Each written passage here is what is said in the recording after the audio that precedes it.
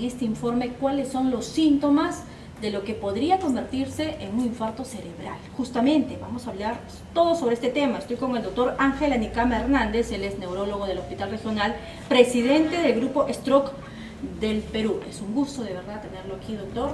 ¿Primera vez que viene?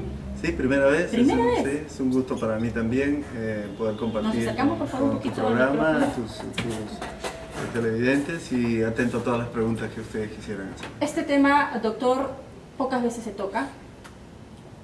Las personas no se cuidan, es cierto, no mejoran el estilo de vida. Hay muchos que sufren depresión arterial, y esta es una de las causas del infarto cerebral, y no toman sus pastillas, se abandonan.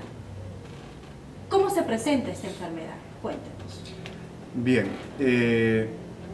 esta enfermedad es muy relevante, ya que es la primera causa de discapacidad en el adulto. Eso significa que de una manera súbita una persona puede quedar sin hablar, sin movilizar parte de su cuerpo, puede quedar sin realizar algunas funciones superiores del cerebro como la memoria, por ejemplo, y puede perder la capacidad de ver o tener otras complicaciones más crónicas, en el sentido de que si se suman varios infartos cerebrales puede tener también una demencia llamada demencia vascular, un tanto diferente a la demencia tipo ¿A razón de qué? ¿Qué lo provoca? ¿Por qué el cerebro deja de funcionar? Excelente. En este caso se trata de los problemas de las arterias cerebrales. Las arterias cerebrales pueden sufrir dos tipos de daños básicos. Uno, obstruirse.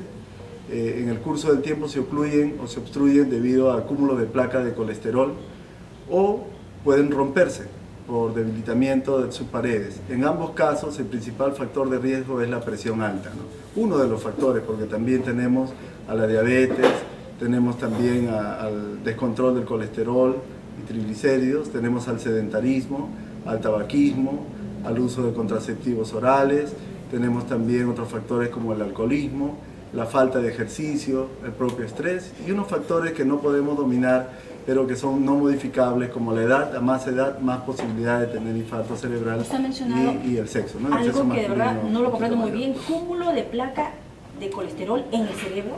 No, en las arterias cerebrales. En las arterias. Claro.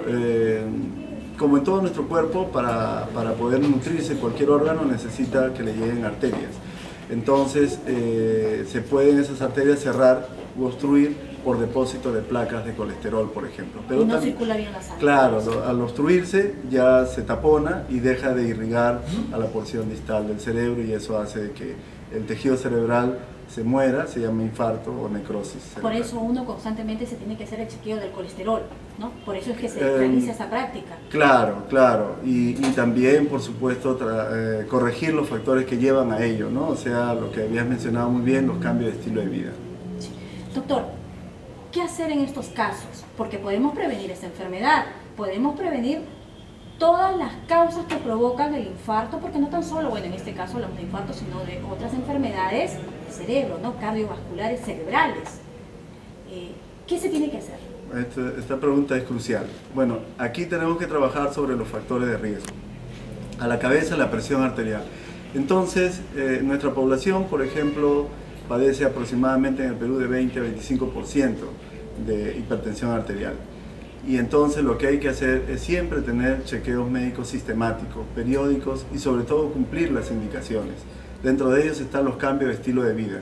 Esto significa lo que es el ejercicio físico, disminuir el consumo de sal, tener un mejor consumo de verduras, frutas, pero también cumplir con las medicaciones indicadas. Lo que pasa es que en gran parte de la población a veces lo que hace es solamente tomar la medicina cuando siente alguna molestia, como una pesadez en la cabeza o zumbido en los oídos, y piensan, este es mi momento de tomar la pastilla. Pero hay muchos casos en donde la presión silenciosamente va haciendo su daño, ¿no? y puede culminar en una ruptura de una arteria cerebral con una hemorragia, o en un taponamiento u oclusión de la arteria en un infarto cerebral. Previo a un infarto, ¿cómo se siente la persona? ¿Presenta algunos síntomas? Claro, existe, y esto es bien importante para la población, una escala prehospitalaria que ya se ha consensuado a nivel mundial, y son tres cosas simples. Uno es, si uno observa en una persona o en uno mismo una asimetría del ángulo de la boca, entonces puede tratarse de un problema vascular cerebral, o sea, un infarto cerebral. La boca caída, Claro, un poco para el costado. Claro. El segundo factor es cuando cae un brazo, ¿no? Entonces la disminución de fuerza en una parte del cuerpo es otra de las manifestaciones. Y la tercera manifestación es cuando hay dificultad para emitir la palabra, pronunciarla o producir el lenguaje. Entonces, sea una o más de una, dos o tres, entonces estamos frente a una alta sospecha de estar padeciendo de un infarto cerebral o de una hemorragia Un signo de cerebral. alerta. El signo de alerta. Inmediatamente, ¿qué se debe de hacer? Inmediatamente debe ser conducido al centro de salud más cercano. Por ejemplo, en un hospital equipado como el Hospital Regional de Ica, entonces nosotros lo que hacemos es la evaluación, la tomografía cerebral, corroboramos el diagnóstico y procedemos a dar los tratamientos respectivos. ¿Y en cuántas horas ocurre un infarto? No, un infarto cerebral, que es diferente al infarto de miocardio, cardíaco. Un infarto cerebral es súbito, es abrupto, ¿no? En un determinado momento, intempestivamente se presenta el problema. Pero en el momento en que uno siente los síntomas, usted lo que ha mencionado, ¿cuánto tiempo le queda al paciente como para que no sufra un derrame? Cuando se instalan los síntomas, como le he mencionado, la asimetría, la caída del brazo o la dificultad para hablar, es el momento en que ya se produce el daño. Más bien, claro, más bien existe, y esto es bien importante, actualmente un tratamiento que puede romper o diluir ese trombo que está taponando la arteria, que se llama activador de plasminógeno tisular, que es el tratamiento más aceptado a nivel mundial. Son 4 horas y media máximo en que puede ser aplicado este fármaco, porque transbordado este tiempo ya no hay chance de recuperación. ¿Y qué permite la aplicación de este fármaco? Permite que se rompa el trombo y de esa manera vuelva a irrigar la zona que había dejado de irrigarse. Entonces la persona que estaba con el brazo caído de pronto puede tener una mejor recuperación, o que tenía dificultad para hablar puede hablar mejor, o si ha tenido la caída del ángulo de la boca puede ir recuperándola. Pero lo que pasa, y esta pregunta es muy importante y gracias por ello, es que a veces la gente lleva a los familiares después de días, entonces ya no tenemos mucho que hacer, ¿no? Es decir, entonces que si se actúa rápidamente llevando al paciente de emergencia al nosocomio, sí hay muchas probabilidades de una recuperación pronta. Sí, ¿no? Sí, se aplica la trombolisis, ese es el tratamiento actual. Mucho se confunde en este caso el hecho de la migraña, el intenso dolor de cabeza con un probable derrame cerebral. ¿Tiene relación? Ya. Es bien importante para que los televidentes no se confundan, aclarar los términos. En medicina, nosotros cuando tenemos un paciente a quien se le ha obstruido una arteria cerebral, le llamamos ataque cerebrovascular o infarto cerebral o desorden cerebrovascular. Tiene varios sinónimos, o ictus o stroke también. Pero la gente en común conoce estos problemas como derrame cerebral. Entonces, uno de los síntomas de un derrame cerebral, para que la gente nos entienda mejor, es que cuando se rompe una arteria en el cerebro puede causar dolor. Entonces, podría confundirse con un ataque migrañoso, por ejemplo. Pero la historia de la migraña son ataques repetitivos, o sea que ya han sucedido de manera similar en el tiempo. En cambio, en un derrame es probable que sea la primera vez que lo presente así abruptamente. Recuerden que también ha sido a veces un asunto mediático con lo de la cantante de Corazón Serrano, que por ejemplo la ruptura de una arteria cerebral que tiene un defecto congénito como el aneurisma puede dar un dolor de cabeza intensísimo y tener una alta mortalidad, ¿no? Entonces no confundir con una crisis de migraña, porque las migrañas son entidades repetitivas. Pero una migraña consecutiva, algo que ya no se pueda resistir, que ocurra frecuentemente, prácticamente todos los días, ¿podría conllevar a ello o no? Puede conllevar, en jóvenes puede conllevar a la ocurrencia de un infarto, se llama infarto migrañoso. Esto es bueno aclarar de que los derrames cerebrales son más frecuentes cuanto más edad tienen las personas, pero no exceptúa a cualquier edad. Nosotros tenemos pacientes de 3, 4 años que han tenido problemas de infarto cerebral o hemorragias cerebrales por diferentes causas, así como también en jóvenes.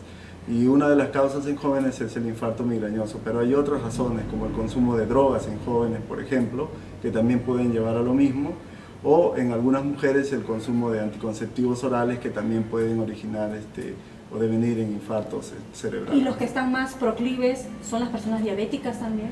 Sí. ¿Qué cuidados deben tener ellos? Claro, los más proclives son los hipertensos, pero por supuesto que los pacientes diabéticos que tienen ya un defecto metabólico en el uso de los azúcares y las grasas, tienen más propensión a que se acumulen grasas en las paredes de sus arterias, se cierran y hacen infartos cerebrales con más frecuencia. Un paciente diabético tiene que tener un control por el endocrinólogo, tanto de lo que corresponde a su colesterol, sobre todo el colesterol malo, una rigurosidad periódica en sus ejercicios y un control estricto médico para no tener las complicaciones. Hay personas que se abandonan. Sí, Hay personas que dicen, bueno, ya, si estoy con diabetes, igual me voy a morir. Comen cantidad de grasa, cantidad de azúcar, sobre todo el bizcocho, la gaseosa. ¿Estas personas qué buscarían? Sí, es cierto, quizás ahí falta incidir más en todo lo que es la prevención, ¿no? Nos confiamos mucho porque como son enfermedades crónicas, generalmente pues las personas no le hacen mucho caso como porque tienen un gran techo de tiempo para poder corregir sus cosas. Pero cuando es una enfermedad aguda, vamos a suponer una neumonía severa, todo el mundo está acompañando en un hospital hasta que cure el problema, ¿no? Lo que pasa es que la diabetes no se cura, se controla. Y como exige una gran voluntad, sí tenemos muchos pacientes que tienen esos problemas de abandono del tratamiento. ¿Cómo es el tratamiento para los pacientes que ya han sufrido sobre este hecho tan lamentable como es el derrame? El tratamiento en estos casos pasa por el control de los factores que lo han llevado a tenerlo, o sea, los factores de riesgo, que se puedan controlar. Ejemplo, controlar la presión arterial, llevar los niveles de azúcar a los niveles normales, controlar el colesterol, los triglicéridos, corregir los estilos de vida, dentro de ellos iniciar una fisioterapia y ejercicios regulares. Impedir o prohibir que fume, porque es otro de los factores, y si tiene una arritmia cardíaca tiene que tener también un tratamiento médico cardiológico que controle esa arritmia y se utilizan unos fármacos también para que la sangre esté diluida, los anticoagulantes, y no estén formando grumos que nuevamente se disparen del corazón y vayan cerrando las arterias cerebrales. Entonces, en resumen es 1, cambio de estilo de vida, 2, control médico estricto, que es lo que nosotros hacemos, y la fisioterapia, que es bien importante, ¿no?, para la recuperación de la función la motora, movilidad en este caso. ¿Se llega a recuperar al 100%? En algunos casos sí, dependiendo la edad, dependiendo la intensidad del infarto, porque hay infartos pequeñitos, lacunares, y hay otros infartos bien grandes también. Dependiendo de la intensidad, algunos de ellos se recuperan, otros quedan secuelados y otros definitivamente no tienen recuperación. Según su experiencia, ¿usted ha visto este tipo de casos también en niños o adolescentes? Claro, como mencionábamos, sí, no son frecuentes, ciertamente el número de casos en estos extremos de la vida son menores, ¿no? Pero se dan por deficiencias genéticas del control de la coagulación de la sangre generalmente, ¿no? En jóvenes, pacientes jóvenes, 20, 30 años, se puede dar por consumo de drogas o por defectos a nivel de las paredes del corazón. Hay una entidad en donde las aurículas se comunican demasiado, se llama foramen oval permeable, que ya con aparatos especializados los cardiólogos descubren, ¿no? Y otras enfermedades reumatológicas de fondo que pueden asociarse a infartos cerebrales como lupus eritematoso, etc. Lo más clásico es cuando uno ya está, digamos, por arriba de los 55 o 60 años. Hipertensión, diabetes, colesterol, tabaquismo, sedentarismo, ¿no?, todos estos factores que llevan al infarto. Muy bien. ¿Tiene alguna relación, palpitaciones fuertes con problemas cerebrales? Claro que sí. Las palpitaciones son un síntoma que puede el paciente percibir y que podría correlacionarse con una arritmia cardíaca. Normalmente el corazón, que es una verdadera bomba, eyecta de manera sincrónica el contenido sanguíneo de su interior. Pero si lo hace de una manera descompaginada, sincrónica, sin un ritmo adecuado, se queda sangre acumulada en el corazón y es como poner sangre en un vaso, se va a coagular. Igual pasa en el corazón. Luego esa sangre se segmenta, se forman pequeños grumos que le llamamos émbolos y con una nueva contracción cardíaca eso se dispara, va por las carótidas y puede taponar puntualmente cualquier arteria cerebral y producir infarto. Sí. Porque, bueno, cada cuerpo es diferente, a veces sí se presentan algunos síntomas que deben de representar un signo de alarma para todos, pero hay otros casos que no se presenta absolutamente nada. Es más, ni siquiera una presión arterial muestra en detalle qué es lo que estaría pasando en el cuerpo, ni siquiera se siente. Entonces, en esos casos, ¿qué deberían de hacer las personas? Quizás chequearse 1 o 2 veces al año. Claro, no, de todas maneras, ¿no? Hay casos que son silenciosos, asintomáticos, que no dan voz de alerta, pero la gran mayoría de casos son porque no se ha seguido una rigurosidad en los chequeos médicos, en los tratamientos, ¿no? Entonces, son pacientes hipertensos que abandonan, ¿no?, el tratamiento, son pacientes que se descuidan en su dieta o diabéticos descontrolados, pero también suceden así casos como los que mencionan, porque hay otras causas bien singulares que ya puede ser que sin un síntoma previo se presente un infarto cerebral. Bueno, doctor, usted es presidente del grupo Stroke del Perú.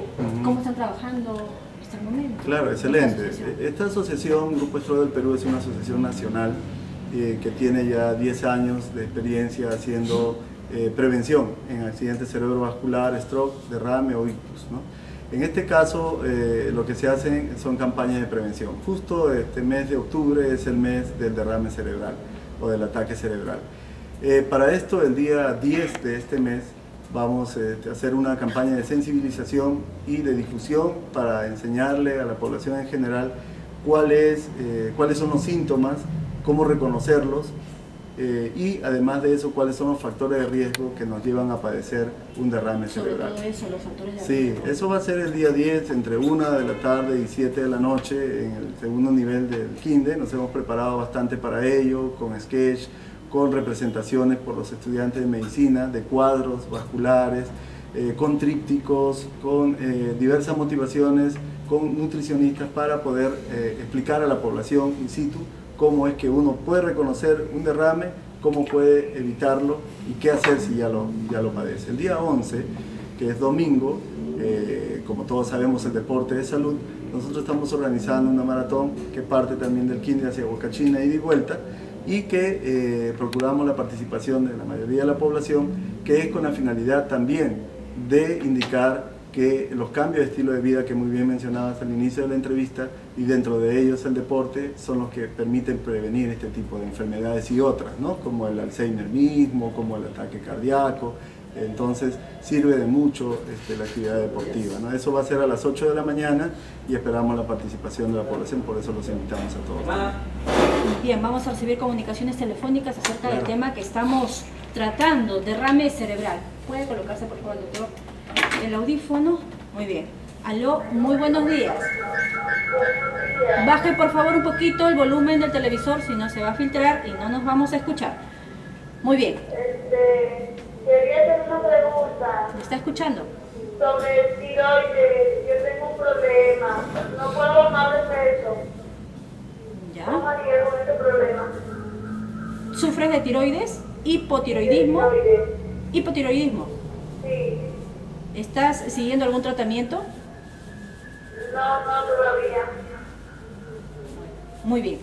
Aunque el tema en realidad es problema cardiovascular cerebral, vamos a tratar de orientar a nuestra paciente sobre lo que está padeciendo. Claro. Hipotiroidismo. Todo tiene importancia en realidad, ¿no? El organismo es uno solo, y que hayamos especialistas que nos hace, digamos, hablar más de algunos temas, no nos aleja de la medicina en general, ¿no?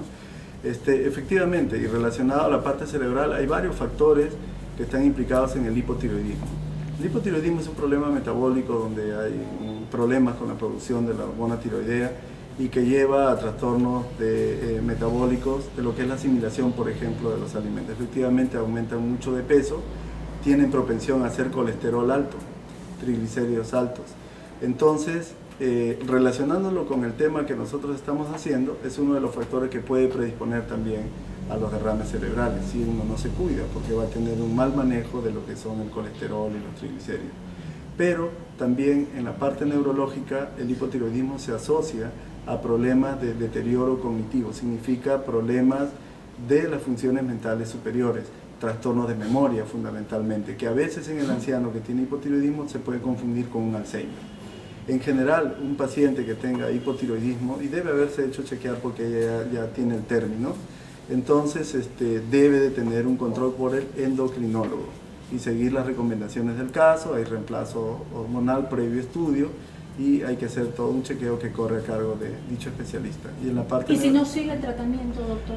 no va a tener complicaciones posteriores, no solo desde el punto de vista endocrinológico, sino también miocárdico, o sea, cardíaco, cerebral, como estaba explicando, musculares también, entre otros, ¿no? Entonces, debe de acudir lo más pronto posible a un endocrinólogo para que sea el médico de cabecera que oriente su caso. Que se conozca qué nivel de hormona tiene en estos momentos, claro, ¿no? Y de acuerdo a ello, recién el tratamiento, Sí, ¿no? sí, que son sí. las hormonas, la Sí, levotiroxina. la levotiroxina. Muy bien, doctor. En el Colegio Médico del Perú se está realizando nuevas elecciones. Ah, sí. ¿Usted es el representante IQEJI? Bueno, en el colegio, el Consejo Regional Noveno, así como todos los colegios a nivel nacional, tienen el día 22 de noviembre las elecciones. Entonces, cada 2 años se llevan las elecciones. En este caso, nosotros estamos presentándonos en una de las listas. ¿Con qué número? Todavía no nos han otorgado el número, van a hacer el sorteo según el cronograma, pero nuestra lista se caracteriza, que tiene un lema, ¿no? Que es ética, ciencia y fraternidad. Bueno, el Colegio Médico, nosotros tenemos, digamos, la convicción de que no debe ser politizado, sino buscar para lo cual fue creado los fines convenientes, ¿no? Esto es la parte ética, es decir, hacer una socialización de todas las normas que tiene el Colegio Médico para la práctica médica, la educación médica continua, que es la parte de ciencia, porque ya se sabe que cada 5 a 8 años 50% de lo que uno ha aprendido en la universidad, en la parte médica, se vuelve obsoleto. O sea, tenemos que estar constantemente capacitándonos porque tenemos la delicada misión de atender a los pacientes.